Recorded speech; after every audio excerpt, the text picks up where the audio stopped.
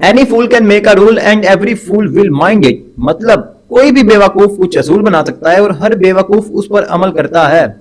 Andy David की इसी line के साथ आज हम सुलेमान सोहेल के 300 रुपए वाले स्कैम से लेकर उसके रैप करियर और किस तरह वो अपने आप को जेन जी का प्राइम मिनिस्टर बताता है, इस चीज को डीबंक करने वाले हैं। और ये वीडियो बाइस्ड हो सकती है, one of the worst video, one of the best video. तुम पहले कमेंट में जाए गाली लिख सकते हो, but you can enjoy the rest of the video. तो सुलेमान सोहेल 20 साल का एक इमेच्योर लड़का जो अपने आप को पाकिस्तान का सबसे बड़ा फिलोसफर, एक्टिविस्ट, जेन जी का प्राइम मिनिस्टर और बहुत कुछ बता चुका है। बट अभी हाल फिलहाल की बात करें तो इस पे डोनेशन के पैसे खाने के इल्जाम लगाए जा रहे हैं। बट हम आज उस बारे में कंप्लीटली बात नहीं करेंगे क्योंकि मैं उस बारे में कंप्लीटली श्योर नहीं हूं। बट इस बंदे ने भी अभी तक क्लियर नहीं किया कि इसने पैसे खाए हैं या फिर नहीं। इस बंदे से सिर्फ इतनी डिमांड की जा रही है कि ये अपना डोनेशन वाला अकाउंट, जिस अकाउंट में पैसे इसे रिसीव हुए थे, उसकी ट्रांजैक्शन हिस्ट्री दिखा दे। जब इसने डोनेशन वाले पैसों से फूड ड्राइव करवा दी तब इसके पास कितने पैसे बचे थे, और अगर इसके पास पहले से 6 लाख रुपए बच गए थे जो इसे पहले डोनेशन मिली थी, then why did he ask again for more donation. जिस चीज को इसने अभी तक क्लैरिफाई नहीं किया और बस अकाउंट का स्क्रीनशॉट दिखा दिया है कि मेरे अकाउंट में 11 लाख रुपए पड़े हुए हैं। But I think like that कि इसने वो चैरिटी वाले पैसे कहीं खर्च कर दिए थे और अब हर कोई पूछ रहा है कि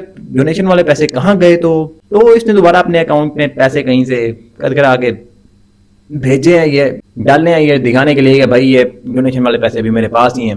बट ये सिर्फ मेरी अजम्पशन है, लेकिन हम पैसों वाली बात छोड़ ही देते हैं। हो सकता है कि इसने 1 रुपए की भी हेरा फेरी नहीं की और जो 300 रुपए से मिले थे सही जगह पे लगे हों, we can give it to him. But हम बात करेंगे इस बंदे की नॉर्मल वीडियोस के बारे में। इसकी हर वीडियो में एक चीज हमेशा रिपीट होती है जो रेसिज्म से भी ज्यादा बुरी है। ये हर वीडियो में बात करता है कि हमें रेसिज्म खत्म करनी है, हमें एक होना है, पंजाबी, सिंधी, सुन्नी, शिया खत्म करो।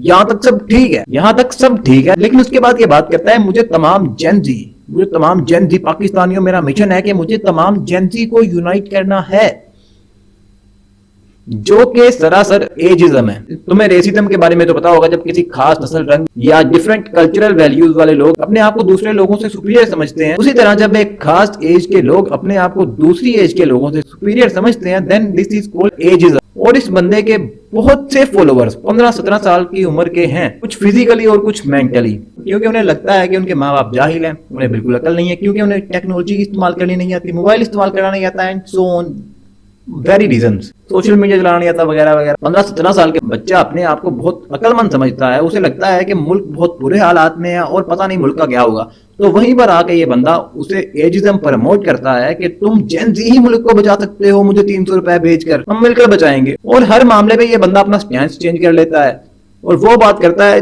जिस चीज पर ज्यादा से ज्यादा सपोर्ट है।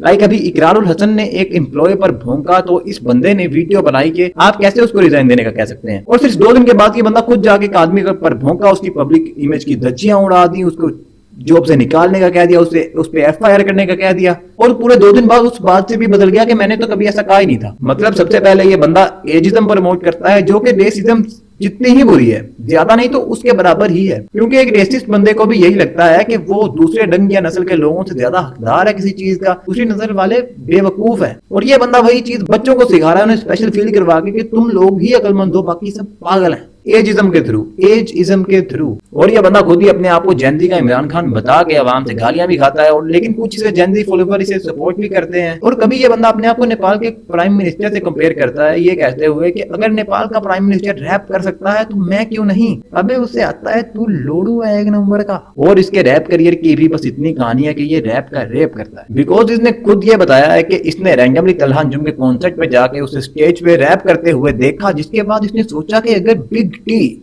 मतलब ऐसा मैं कह रहा हूँ बिग टी, इसने तो तलहा अंजुम ही कहा था, बिग टी स्टेज पे खड़ा होके रैप कर सकता है तो ये क्यों नहीं। मतलब ये बंदा नार्सिसिस्ट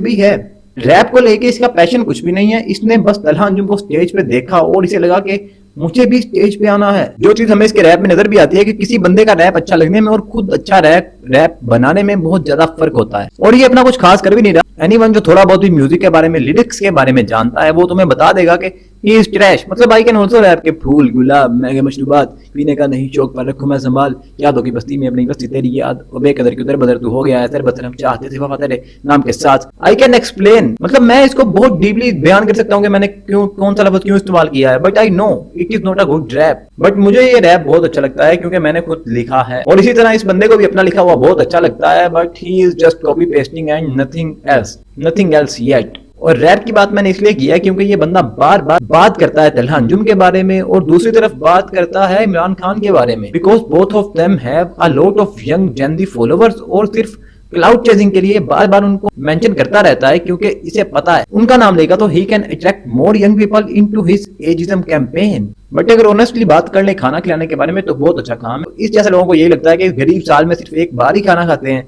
अब मैं ये नहीं कह रहा कि ये गलत चीज है या ऐसा नहीं करना चाहिए, बट चंद 100 लोगों को खाना खिलाने के बाद इस चीज को इतना ग्लैमराइज करना, हम पाकिस्तानियों जेन जी ने पाकिस्तान ने कुछ कर ही दिया है, जिससे पता यही चलता है कि आपके दिल में उन गरीबों के लिए कुछ एहसास नहीं है।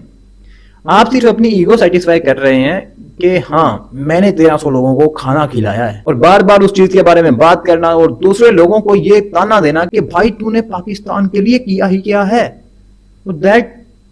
So that thing tells a lot about you and your character। और तुम उस चीज को ऐसे देखते हो कि तुमने पाकिस्तान की भलाई में कुछ कर दिया है, बट ऐसा नहीं। लेट्स बी ऑनेस्ट, पाकिस्तान का कुछ भी फायदा भी नहीं हुआ और नुकसान भी नहीं हुआ। हम कुछ इसके जनजी के 14 ये कह रहे हैं कि भाई वो कुछ तो कर रहा है ना, तो भाई कुछ नहीं करना होता, कुछ नहीं करना होता।